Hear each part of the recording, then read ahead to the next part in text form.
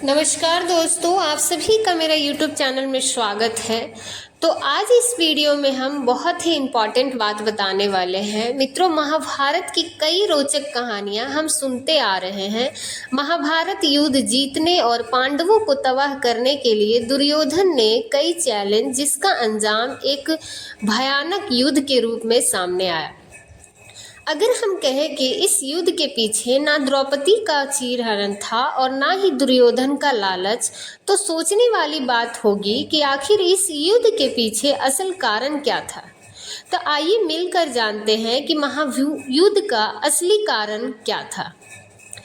मित्रों, महाभारत युद्ध की असली कारण से जुड़े कथन के बारे में महाभारत के आदि पर्व में श्रीमद् देवी भागवत महापुराण के दूसरे स्कंद में मिलता है। पुराणिक कथा के अनुसार पिछले जन्म में महामहिम भीष्म के पिता शांतनु इक्ष्वाकु के वंश के राजा मां अभिषेक बहुत धर्मी और तपस्वी राजा की श्रेणी में आते थे। एक बार उनकी कठिन तपस्या और धार्मिक आचरणों को देखते हुए ब्रह्मा जी ने ब्रह्मलोक बुलाया। ब्रह्मलोक में महाअभिषेक अपने स्थान पे बैठे थे। पार्षद गंधर्व और दिव्य उपस्थित सभी देवी देवताएं उपस्थित थीं। वायु के तेज से देवी गंगा का आंचल उड़ गया और सभी देवताओं ने अपनी आंखें झुका ली, लेकिन राजा महाभिषेक देवी गंगा को देखते रहे। महाभिषेक को इस प्रकार एक स्त्री को घूरने की वजह से गंगा को भी क्रोध आ गया और ब्रह्मा जी ने महाभिषेक को श्राप दिया कि तुम ब्रह्मलोक में रहने लायक नहीं हो, इसलिए तुम मनुष्य योनि में पृथ्वी लोक पर जन्म लोगे। ब्रह्मा जी के श्राप को सुनकर गंगा को अत्यंत हर्ष हुआ, जिसके कारण माता गंगा में अहंकार आ गया।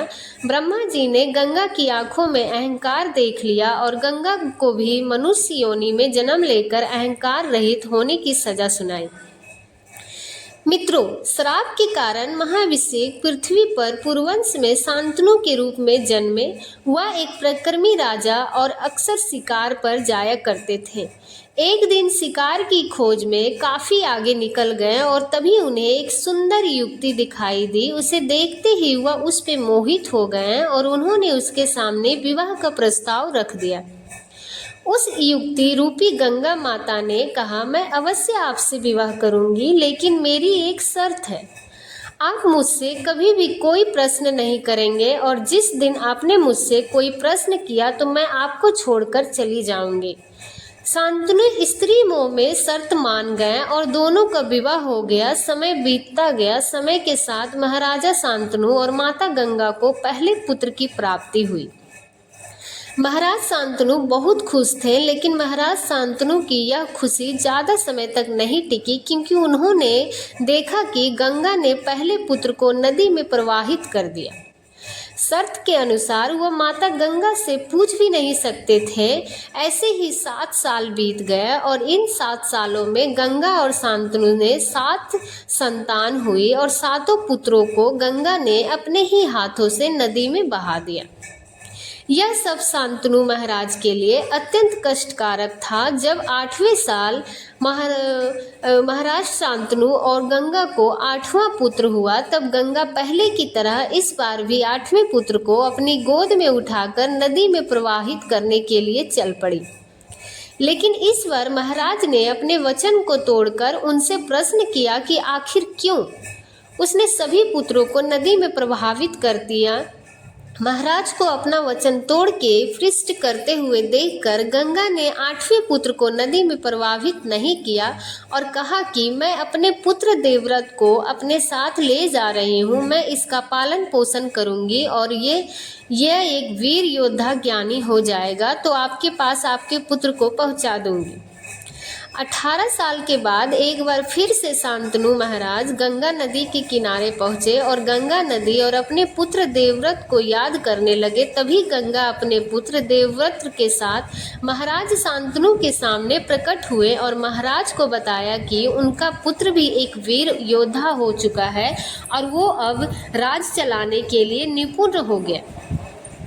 मैं आपके पास ही छोड़ के जा रही हूँ। इतना कहकर गंगा हमेशा के लिए अंतर्ध्यान हो गई। मित्रों, आगे चलकर शांतनु को मत्स्यगंधा से प्रेम हुआ। उसका जन्म मछली के गर्भ से हुआ था। उसके शरीर से मछली की बदबू आती थी। एक बार ऋषि वर्षा ने अपनी शक्तियों से मत्स्यगंधा के शरीर से आ रही बदबू को दूर कर दी और बदले में उसके साथ समागम किया। महर्षि के साथ समागम से मत्स्यगंधा को महर्षि व्यास की प्राप्ति हुई। ऋषि पराशर के वरदान से मत्स्यगंधा के शरीर से मछली की दुर्गंध खत्म हो गई थी। इसके बाद वो सत्यवती के नाम से प्रसिद्ध हुई। सत्यवती देखने में तो बहुत ही मोहित हो गए। बाद में शांतनु के पुत्र देवव्रत ने सत्यवती और शत्रु का विवाह करा दिया। पितामह में इस विवाह के लिए देवव्रत ने आजीवन ब्रह्मचर्य रहने की प्रतिज्ञा की थी और सत्यवती को वचन दिया था कि उसकी संतान ही हस्तिनापुर का राजा बनेगा। इस प्रतिज्ञा के कारण ही देवव्रत का नाम भीष्म पड़ा। इसके बाद शांतनु और सत्यवती के 2 पुत्र हुए, चित्रगंधा और विचित्रवीर। चित्रगंधा की गंधर्व युद्ध में मृत्यु हो गई और विचित्रवीर का विवाह अम्बालिका और अंबिका से हुआ। विचित्रवीर की दोनों से कोई संतानें नहीं हुई और वह भी चल बसा। उसके वक्त पुत्र भूमि वंश के रक्षा के लिए सत्यवती ने अपने पहले बेटे ऋषि वेद के व्यास को याद किया। सत्यवती ने वेद व्यास से अंबिका और अम्बलिका से पुत्र प्राप्ति की इच्छा जाहिर की। वेद व्यास ने जी अपनी कहा कि अभी कोई भी महिलाएं उनका तेज नहीं सह पाएगी, लेकिन कोई भी सत्यवती ने एक ना सुनी। जिसके बाद अंबिका गर्भ से वेद व्यास ने अंधे यथकर्म, धृतराष्ट्र और पीलिया के योगी पांडु के नाम से पुत्रों का जन्म हुआ। इसलिए सत्यवती को महाभारत युद्ध का कहीं न कहीं कारण माना जाता है। तो आपने देखा कि महाभारत युद्ध की नींव मोह के बल पे खड़ी हुई। फिर चाहे वह स्त्रीम हो, पिता मोह हो या संतान हो या मित्रों, आप तो जान गए होंगे कि महाभारत युद्ध का असली कारण कौन था। हमें कमेंट करके ज़रूर बताइए कि आपको वीडियो कैसी लगी। अगर ये वीडियो पसंद आई हो तो उसे लाइक कर शेयर कीजिए। अगर आप हमारे चैनल पे नए हैं तो प्लीज़ हमारे चैनल को सब्सक्राइब ज़रूर करें। और इसके साथ ही मुझे तेज़ इजाज़त और वीडियो को वॉच करने के लिए बहुत बहुत धन्यवाद।